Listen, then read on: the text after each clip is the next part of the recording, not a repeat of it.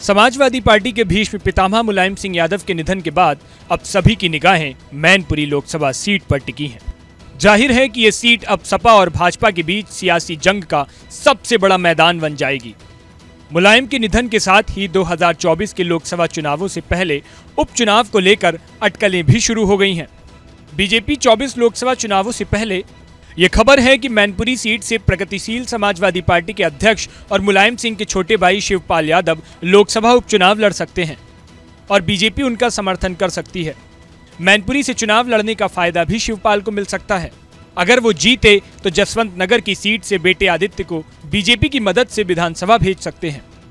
हो सकता है अगले 6 महीने के भीतर चुनाव आयोग इस सीट पर उपचुनाव की घोषणा कर दे।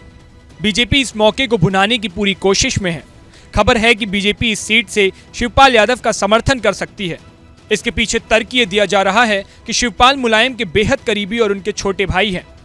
ऐसे शिवपाल को समर्थन देकर बीजेपी यह कहकर अपना बचाव कर सकती है कि मुलायम के बाद इस सीट के असली हकदार शिवपाल ही हैं। अगर शिवपाल मैनपुरी की गद्दी पर काबिज हो गए तो बीजेपी के लिए राह और भी आसान हो जाएगी। चूंकि मैनपुरी में शिवपाल का भी अपना जनाधार है और साथ में बीजेपी पिछले चुनाव में यहां नंबर 2 पर रही थी। शिवपाल के चुनाव जीतने से बीजेपी को यादव वोट बैंक मिल जाएगा, क्योंकि बीजेपी उन्हें 2024 में होने वाले आम चुनाव से पहले केंद्र में मंत्री का तोहफा भी दे सकती है।